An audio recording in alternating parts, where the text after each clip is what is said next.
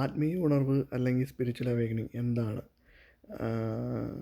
നമ്മുടെ daily life, അതായത് ഇപ്പം നമുക്കൊരു നമ്മൾ നമ്മുടെ ജീവിതം എന്ന് പറഞ്ഞ് വിളിക്കുന്ന, ഇപ്പം ജീവിതം എന്ന് പറഞ്ഞ് പൊതുവെ അറിയപ്പെടുന്ന ഒരു ആയിട്ടുള്ളത് നമ്മുടെ മൺഡേ ടു ഫ്രൈഡേ വരെയുള്ള ഒരു സ്കൂളിൽ പോകണമെങ്കിൽ പോകണം, ഓഫീസിൽ പോകണമെങ്കിൽ പോകണം, അതിനുശേഷം സാറ്റർഡേ സൺഡേ വീക്കെൻഡ്, ഈ ഈ സമയങ്ങളിൽ സംഭവിക്കുന്നത് സംഭവം ഒരു കുട്ടി ജനിച്ച് ജനനം തൊട്ട് മരണം വരെ അതിൻ്റെ ഇടയിൽ നടക്കുന്ന ജീവിതം.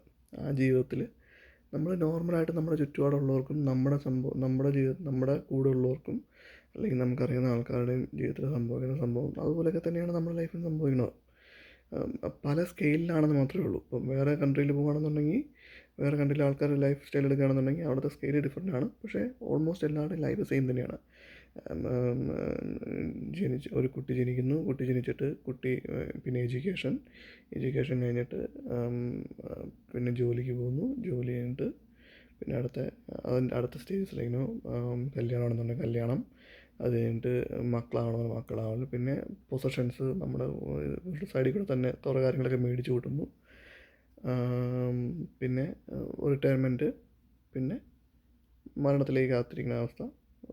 ഇതാണ് പൊതുവെ നോർമലായിട്ട്. ഇതിനിടയ്ക്ക് പല പല ഇൻട്രസ്റ്റിംഗ് ആയിട്ടുള്ള സംഭവങ്ങളുണ്ടാകാം. ആൾക്കാർക്ക് പല പല ഗ്രോത്ത് ആയുള്ള സംഭവം, ഡിഫറെൻറ്റ് ലെവൽസ് ഓഫ് ഗ്രോത്ത് സംഭവിക്കാം. പക്ഷെ അതെല്ലാം ഒരു നോർമലായിട്ട് നമ്മുടെ ലൈഫിൽ സംഭവിക്കുന്ന സംഭവങ്ങൾ മാത്രമേ ഉള്ളൂ. ഇതല്ലാതെ ഇതിൻ്റെ പുറകിൽ ഇത് മാത്രമേ ഉള്ളൂ ലൈഫ്. ഇതല്ലാതെ ഇതിനൊരു എന്തെങ്കിലും ഒരു ഇതല്ലാതെ വേറെ എന്തെങ്കിലും ഒരു ആസ്പെക്റ്റ് ഉണ്ടോ ലൈഫിന്? അങ്ങനെ ഒന്ന് ചോദ്യം ചെയ്ത് തുടങ്ങുന്ന സമയത്താണ് നമുക്ക് ബേസിക്കലി നമ്മുടെ ഉള്ളിലൊരു ഉണർവുണ്ടാവുന്നത്. അങ്ങനെ ചോദ്യം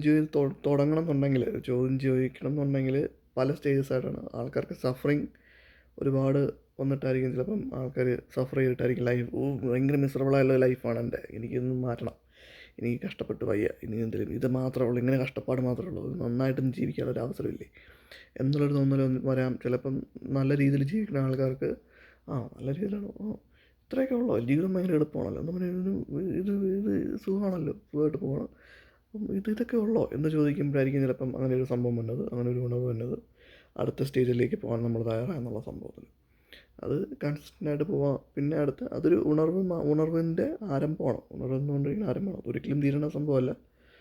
നമ്മൾ അതിന് കണ്ടിന്യൂസ് ആയിട്ട് പോയിക്കൊണ്ടിരിക്കുന്നതാണ്. ഒരു പഠനമാണ്, നമ്മുടെ ഉള്ളിലുള്ളൊരു പഠനം എന്നല്ല, ബേസിക്കലി സെൽഫ് എക്സ്പ്ലോറേഷനാണ്. നമ്മുടെ ഉള്ളിലുള്ള ജ്ഞാനത്തിലേക്ക് ഉള്ള യാത്ര. ആ ജ്ഞാനത്തിൽ ഓരോ സ്റ്റേജസ് ആയിട്ട് നമ്മളതിന് ടച്ച് ചെയ്യുമ്പോഴത്തേക്കും അത് നമുക്ക് നമ്മുടെ എക്സ്പീരിയൻസസ് കംപ്ലീറ്റ്ലി മാറും.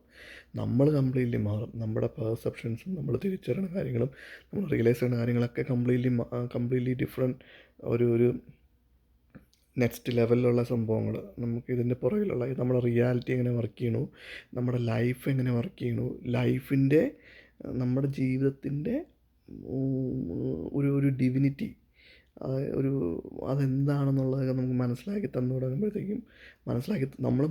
തുടങ്ങുമ്പോഴത്തേക്കും നമ്മൾ കംപ്ലീറ്റ്ലി നമ്മുടെ ചുറ്റുപാടും നമ്മുടെ എക്സ്പീരിയൻസസും എല്ലാം അതനുസരിച്ച് ഷിഫ്റ്റ് ചെയ്യും. നമുക്ക് നമ്മുടെ ഉള്ളിൽ കുറേ കൂടെ പോസിറ്റീവായിട്ടുള്ള ഒരു തിരിച്ചറിവുകളുണ്ടാവും. അതനുസരിച്ച് നമുക്ക് പോസിറ്റീവായിട്ടുള്ള എക്സ്പീരിയൻസസ് കൂടുതൽ വരും. പിന്നെ നമ്മൾ ഇത്രയും നാൾ എക്സ്പീരിയൻസ് ചെയ്തുകൊണ്ടിരുന്ന ഒരു പാറ്റേണൊക്കെ നമ്മുടെ മുമ്പിൽ കുറേ കൂടെ വിസിബിളായിട്ട് വരും. അപ്പം നമുക്ക് അതിനെയൊക്കെ മാറ്റാൻ എളുപ്പമാണ്. നമുക്ക് വർക്കൗട്ട് ആകാത്ത കാര്യങ്ങളെയൊക്കെ നമുക്ക് മാറ്റാൻ എളുപ്പമാണ്. അപ്പം അത് ബിലീഫ് സിസ്റ്റം ആവാം, ഐഡിയാസ് ആവാം, നമ്മൾ ചെറുപ്പം തൊട്ടുള്ള കണ്ടീഷനിങ് ആവാം, അതിനെല്ലാം നമുക്ക് മാറ്റിയെടുക്കാൻ എളുപ്പമാണ്. അപ്പം അതിലേക്ക് ഒരു സെൽഫ് എക്സ്പ്ലോറേഷൻ, നമ്മുടെ ഉള്ളിലുള്ളൊരു നമ്മുടെ ലൈഫ് എന്ന് പറയണത് നമുക്കെതിരെ സംഭവിക്കണതല്ല. നമ്മളാണ് ലൈഫ്, നമ്മളിലാണ് ലൈഫ് സംഭവിക്കുന്നതും, നമ്മളാണ് ലൈഫിൻ്റെ ആരംഭവും